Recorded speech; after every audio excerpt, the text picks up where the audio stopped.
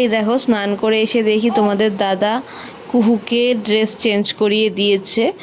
দেখো উল্টোভাবে জামা পরিয়েছে। আমি কতবার বলেছি যে উল্টোভাবে পরিও না, সোজাভাবে পরিও। লোকে দেখলে কি বলে, সবাই হাসে যে এটা কে পরিয়েছে, সবাই জিজ্ঞাসা করে। তখন আমি বলি যে ওর পাপা, তখন আর কেউ কিছু বলে না, সবাই হাসে। আমি এটা ওকে বলেছি এসে। তো ও বলছে থাকুক, আমার মেয়ে এরকমই থাকুক, আমি যেমন পারি তেমন পরাবো। আমি যে তুমি কি উল্টো দেশের মানুষ নাকি, উল্টো উল্টো জামা পরাও? তো ও তখন হাসে, আর কিছু বলে না। এদিকে দেখো আমি ওকে খাওয়াতে নিয়ে বসেছি চালের গুঁড়ি আর দুধ। তো উনি বসে বসে খাবেন, উনি শুয়ে শুয়ে খাবেন না, এভাবে খেলতে খেলতে হুড়োহুড়ি করতে করতে খাবে। কে খায় এভাবে বলো তো? ওই দেখো আমার সাথে আরেকজনও ভয়েস ওভার দেওয়ার জন্য চলে এসেছে। চিন্তা নেই তোমাদের, আমি যেগুলো যেগুলো বলতে পারবো না উনি বলে দেবে। এই দেখো এখানে এতটুকু খাওয়া হয়েছে ওর, আর বাদ বাকিটা ওকে খাওয়াবো। খুবই সমস্যা করে। আর দেখো এভাবে দাঁড়িয়ে দাঁড়িয়ে বসে বসে খেলে কিভাবে আমি জল খাওয়াবো বলো তো? খাওয়ারটা না হলে খাওয়ালাম। কত মায়েদের দেখেছি, বেশিরভাগ মায়েরাই কি সুন্দর বাচ্চাকে কোলের মধ্যে শুইয়ে ঝিনুক বাটি দিয়ে তাড়াহুড়ো করে খাইয়ে দেয়। আমার বেবিটা একদমই সেটা করে না, করতে দেবে না, কান্না করে ফাটিয়ে দেবে। ওকে জল খাওয়ানোর সময় ও প্রচণ্ড কান্না করে যখন আমি ওকে শুইয়ে জল খাওয়াই। উনি শোবেন না, মোট কথা বড়দের মতো বসে বসে খাবে। জলও বসে বসে খাবে, খাওয়ারও বসে বসে খাবে।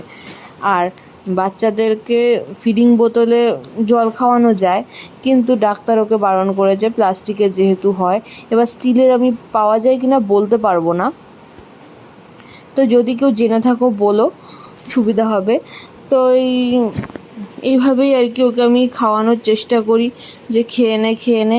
আর সকালবেলা ওকে খাওয়াতে গেলে তো আমার 1 ঘন্টা টাইম লাগে জানো। মেয়ে আমার কিছুতেই খাবে না, এভাবে ঘুরে ঘুরে খাবে।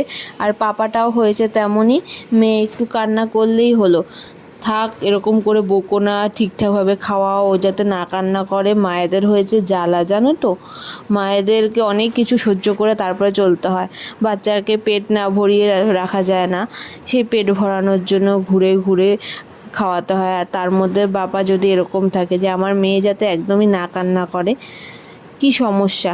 আর যদি ধরো ওকে জোর করে খাওয়াচ্ছি, জলটা বিশেষ করে, আমার মেয়ে একদমই জল খেতে চায় না, তো ওকে জল খাওয়ানোর সময় যদি কান্না করে, ওর পাপাই খেয়ে নেয়, বলে থাক খাওয়া হয়ে গেছে আর খেতে হবে না, এরকম করে। কি বলবো, কিছু বলার নেই। তো এই চলছে আমাদের জীবনযাত্রা। আর ওর হাতে যে দেখছো যে হাঁসটা রয়েছে প্যাকু প্যাকু, ওটার নাম। তো ওইটা আমি কিছুদিন আগে সরিয়ে রেখেছিলাম যে কদিন পরে আবার দেবো, কারণ ম্যাডামের তো কিছু জিনিস পুরনো হয়ে গেলে সেটা ধরেও দেখে না। আবার দেখছি এই হাঁসটা মনে হয় ওর প্রচণ্ড ফেভারিট হাঁস। তো পাওয়ার সাথে সাথে দেখি মুখে, মানে যেন কত দিন পরে ওকে দেখেছে, এত আনন্দ পেয়েছে মেয়ে। তো আমি বলছি তাহলে এরকমই করা যাবে, কারণ নতুন নতুন খেলনা দিয়ে ঘর ভরিয়ে আর লাভ নেই। কারণ এইটুকুনি বাচ্চা, বললে বিশ্বাস করবে না, কত যে এইসব ছোট ছোট খেলনা ওর, আমার ভালো লাগে না গুছাতে গুছাতে। এখনই এই অবস্থা, একটু বড় হলে যখন ও বুঝতে শিখবে, পুতুল টুতুল কিনবে, তখন যে কি করবে, ঘরটা পুরো অগোছালো হয়ে থাকবে। একে তো এরকম অগোছালো থাকেই, আরও অগোছালো হবে। আর অগোছালো ঘর দেখলে না আমার সত্যি প্রচণ্ড মাথা খারাপ হয়ে যায়। কিন্তু কি করব, বাচ্চা তো এরকম করবেই, কিছু বলতে পারি না। আমি শুধু বড় হওয়ার আশায় রয়েছি। ওকে দেখো এই করতে করতে কিছুটা খাইয়েছি, আর এদিকে ওর বালিশ নিয়েও খেলছে।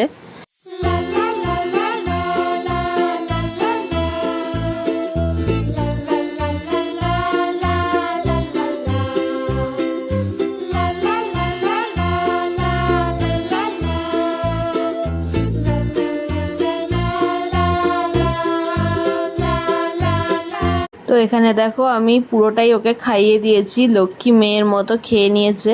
আর মুখটা দেখো পুরো মিনি বিড়ালের মতো লাগছে না? আমি ওকে মিনি বিড়াল বললে তোমাদের দাদা খুব রেগে যায় যে একদম বলবা না আমার মেয়েকে। আর এদিকে দেখো আমি ওকে নিয়ে ঘুরতে বেরিয়ে গেছি, কারণ মেয়ে এই দুপুরবেলায় ঘুরতে বেরোবে, উনি থাকবেন না ঘরে। তো ঠিক আছে চল ঘুরে আসি তোকে নিয়ে। এখন কিন্তু ভর দুপুরবেলা, উনি এখন রাস্তায় বেরিয়েছে ঘুরবে বলে। আসলে কি বলো তো, আমাদের এখানে না পাড়ার বউগুলো প্রত্যেক দিন বিকেলবেলা পাড়ায় হাঁটতে বেরোয় তাদের বাচ্চা কাচ্চাদের নিয়ে। তো এই জিনিসটা আমার খুব ভালো লাগে। তো ওর সাথে এসে সবাই কথা বলে যে কুহু কী করছে, আর আমি যদি ওকে না নিয়ে বেরোতে পারি তো আমার থেকে নিয়ে ওরা ওকে নিয়ে ঘুরতে যায়। তো ওর এত নেশা হয়েছে ঘোরার যে দুপুরবেলায় ওকে নিয়ে ঘুরতে হবে, ঘরে কিছুতেই থাকবেন না ম্যাডাম। তো ওকে একটুখানি ঘুরিয়ে নিয়ে আমি ভাবছি শুইয়ে দেব। তো আর এদিকে দেখো মেয়েকে হাসাচ্ছে ওর পাপা পেছন পেছন আস্তে আস্তে। তো আমি ওকে বললাম যে তুমি তাহলে মেয়েকে নাও, আমি কাজগুলো করে আসি। বলছে না, চলো তুমিও হাঁটবে আমাদের সাথে। মেয়েকে নিয়ে নিলে নাকি আমি ঘরে ঢুকে যাব। তা এই দুপুরবেলায় কে হাঁটে বলো তো। আর এদিকে দেখো তোমাদের একটা জিনিস দেখাই বন্ধুরা, তোমাদের সাথে একটা জিনিস শেয়ার করি। এই দেখো, এটা বলো তো কি? আতা। এটার গাছ আমাদের বাড়িতে আগে ছিল, আমি যখন ছোট ছিলাম, আমার বাবার বাড়ির কথা বলছি। আর আমার শ্বশুর বাড়িতে আমার বর আর কি লাগিয়েছে। গাছটা বেশি বড় না, ছোট, তাও 4-5টা আতা হয়েছে।